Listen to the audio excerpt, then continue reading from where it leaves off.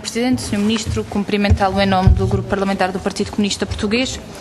De facto, o Sr. Ministro, independentemente dos ajustes com o passado que tem que fazer com o marxismo e com a extrema-esquerda, isso é uma coisa do percurso pessoal de cada um, dizer-lhe que, naturalmente, que há conceitos que podem ser mais ou menos ideológicos.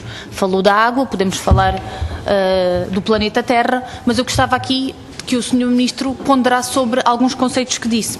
Avaliação, qualidade, autonomia, são conceitos que de forma abstrata todos estaremos de acordo, mas que depois é ideológica os instrumentos que concretizamos para que isso seja uma realidade. Porque o Sr. Ministro diz aqui que estas alterações que fez ao currículo, é a 7ª alteração aos currículos do ensino básico e secundário desde 2002, são decisivas, coerentes, pequenas, cirúrgicas, diz até o Sr. Deputado do CDS, de bom senso, que isto é uma definição profunda, bom senso.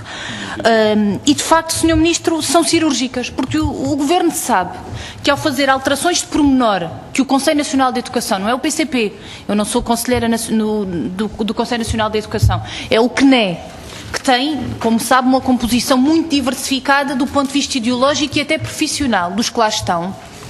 Sabe que diz que o legislador está mais centrado numa lógica, e o legislador, naturalmente, o decreto é o Governo, não é a Assembleia da República, o legislador está mais centrado numa lógica de redução dos recursos do que na melhoria do sistema.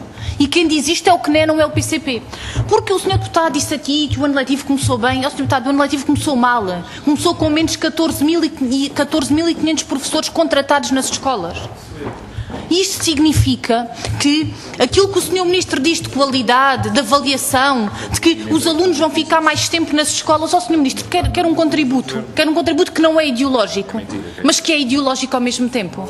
Em vez de prolongar o tempo das férias que os alunos têm direito ao seu espaço lúdico, também, porque isso também faz parte da formação integral, reduza o número de alunos por turma.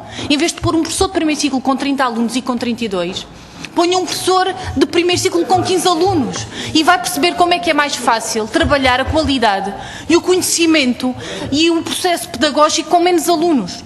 O Sr. Ministro disse aqui que relativamente às necessidades especiais estão a cumprir a lei. O Sr. Ministro não estão. Aliás, se o Sr. Ministro respondesse às perguntas e aos requerimentos que o PCP lhe dirige, percebia que não estão. Este Governo não está a contratar funcionários quando o 3 de 2008 a lei obriga a que um funcionário tenha que acompanhar um aluno com necessidades especiais. Este Governo não está a diminuir o número de alunos por turma quando há um aluno com necessidades especiais numa turma. Este Governo disse que ia alterar a portaria do ensino secundário em relação ao ensino especial, não alterou, continuamos à espera. E, portanto, vai ter que atribuir agora tempo de serviço aos professores sem ter garantido esta alteração.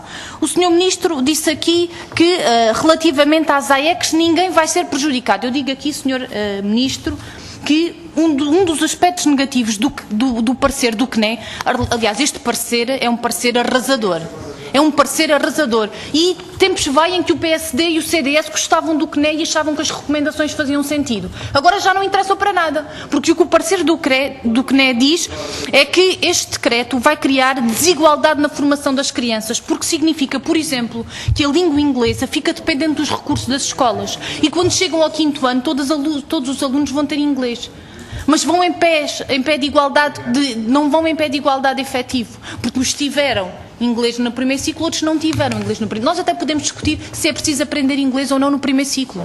Até podemos discutir isso. Agora, ou é para todos ou não é para nenhum. Isto não pode ficar ao recurso, dependente dos recursos das escolas, Sr. Ministro, porque a lei de base do sistema educativo dizia que a monodocência deve ser coadjuvada no primeiro e no segundo ciclo. E diz isso. Mas não é isso que os senhores estão a fazer. Não estão a fazer monodocência coadjuvada, não estão, porque é o mesmo professor que tem que garantir o tempo das AECs que era lecionado por outro professor.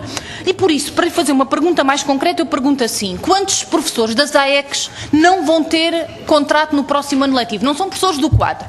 Quantos professores das AECs não vão ter contrato no próximo ano letivo? Que é para depois virem dizer que vai começar tudo bem. No próximo ano letivo vai começar tudo bem. Para a qualidade dos alunos e para o emprego daquelas pessoas é que não vai começar nada bem. E, portanto, diga-nos relativamente a isto o que é que tem a dizer? E depois diz o parecer do CNE também, que era uma oportunidade, porque nós também entendemos que podem haver alterações que fazem sentido ao diploma dos currículos. E diz o parecer do CNE que a manutenção de uma aberração, isto é não são as minhas palavras, Sr. Ministro, não é que eu não tenha vontade de as dizer, mas isto é criatividade do CNE. Manutenção de uma aberração do sistema de avaliação externa dos alunos do ensino profissional. É criatividade argumentativa, naturalmente. Um escreve à sua maneira. E, portanto, também não podemos ser criativos. Também não podemos ser criativos. Pronto, ainda bem. Porque diz o CNE, a manutenção de uma aberração do sistema de avaliação externa dos alunos do ensino profissional que pretendem aceder ao ensino superior. Ou seja, tínhamos aqui uma oportunidade de resolver uma aberração, que é sujeitar alunos do ensino profissional a fazer um exame nacional que não tiveram nunca no seu currículo, e o Governo não altera uma coisa que era importante. Portanto, aqui a questão que lhe queríamos colocar é quantos professores a menos das AECs vão haver no próximo ano letivo, Sr. Ministro? Sr. Presidente, o tempo é pouco, algumas questões concretas. O Sr. Ministro tem esta mania de nós lhe falarmos em alhos e de responder bugalhos. E por isso eu vou à questão concreta. A questão concreta é esta. Qual a percentagem, já que tem tudo em percentagens, ainda bem que tem, qual o número de turmas que foram reduzidas na sua dimensão de número de alunos por existirem alunos com necessidades especiais? O que eu estava a falar era disto, porque o Governo não está a cumprir a lei quando o Decreto 3 de 2008 diz que o número de alunos por turma tem que ser reduzido quando há alunos com necessidades especiais na turma. Nós temos conhecimento e já dirigimos perguntas ao Governo sobre situações concretas em que chegam a existir 4 alunos com necessidades especiais por turma, sem que a turma seja reduzida. Sr. Ministro, sobre a educação especial, também dizer-lhe o seguinte quanto à componente do currículo. Há muito que o Governo vem dizer que vai alterar a portaria 275A relativamente ao currículo do ensino especial, porque hoje o que temos em vigor são 5 horas. Estes alunos só têm direito, no ensino secundário com mais de 16 anos, a estar na escola 5 horas por semana, só. O resto das 20 horas tem que ser num contexto fora da escola. Eu pergunto porquê isso, isto é que é a escola inclusiva. Os pais e encarregados de educação têm chamado a atenção sobre isto. O Governo há vários meses que diz que vai alterar a portaria, ainda não alterou a portaria. Outro dos aspectos negativos desta alteração do Decreto-Lei 91 é o aumento da formação em contexto de trabalho. Passa de 420 horas para 600 ou 840 horas anuais. Eu pergunto, Sr. Ministro, se acha que é mais importante para um aluno, enquanto está a cumprir a escolaridade obrigatória, passar 840 horas num local de trabalho ou passar 840 horas na escola, onde é o cerne do processo pedagógico e educativo. Pese embora experiências que podem naturalmente existir. Relativamente ao igualitarismo, eu não defendi o igualitarismo. Agora, a escolaridade obrigatória deve garantir aos alunos a mesma base comum, independentemente das necessidades especiais. Porque se as necessidades especiais de um aluno, por exemplo, dizem que ele pode estar numa escola mais que 5 horas, ele que esteja numa escola 20 horas. Porque é que se aplica para alguns critérios o igualitarismo por baixo, quando é para nivelar por baixo, e quando é para cortar condições objetivas de melhoria do sistema educativo, isso não é garantido. O que não deixa de ser impressionante é que o Sr. Ministro não respondeu quantos professores das AECs, por exemplo, de inglês, é que não vão ser contratados, ou melhor, quanto é que o Ministério da Educação não vai transferir para as autarquias no âmbito das AECs, porque já deve ter essa conta feita, para garantir, por exemplo, o inglês, porque estes alunos vão ter que sair mais cedo da escola. Se o inglês passa a estar sujeito à disponibilidade dos recursos da escola, isto significa que aqueles alunos têm que sair da escola mais cedo, não vão poder ficar até às 5h30 na escola. Isto, como deve imaginar, é um problema para as famílias, porque não têm dinheiro para pagar ATLs. Por isso, a questão que lhe coloco é esta. Senhora Deputada, o seu tempo. Para terminar, relativamente à questão do cumprimento da lei, o Governo não cumpre o artigo 45 da Lei de Base do Sistema Educativo, quando é definido que o financiamento da educação e o orçamento de Estado deve traduzir uma prioridade estratégica do país. Este Governo vai, no ano de 2013, garantir à educação aproximadamente o mesmo valor que vai pagar em juros da dívida aos credores internacionais. Portanto, este Governo coloca como prioridade, a par dos juros da dívida, a hipoteca do futuro de uma geração. E isto é profundamente contrário ao que consagra a Lei de Base do Sistema Educativo. Sobre o regime jurídico, e mesmo para terminar, o Governo vai fazer a alteração de um diploma que é essencial e é central no sistema educativo do ensino superior público, a meio do ano letivo, com implicações nesse ano letivo. E isto é profundamente negativo, porque teríamos tempo de fazer isto recolhendo os contributos necessários, sem ter que ser nestes termos.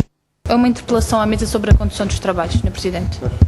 Muito obrigada, Sr. Presidente. O Grupo de Trabalho de Educação Especial, que é constituído por deputados de todos os grupos parlamentares, enviou ao Ministério da Educação há alguns meses um pedido de informação relativa à situação dos alunos com necessidades especiais. Como o Sr. Ministro diz que é importante termos conhecimento dos números, mas estes números tardam em chegar à Comissão e o relatório do Grupo de Trabalho já foi finalizado sem que estes números tenham chegado, era importante percebermos do universo de números que estamos a falar, até porque as informações que o Sr. Secretário agora aqui nos deixa são preocupantes relativamente a matérias que temos vindo a abordar e que importa esclarecer e, portanto, esta interpelação era no sentido do Sr. Presidente reincidir hoje no pedido destes dados para serem disponibilizados à Comissão, porque já foi há algum tempo.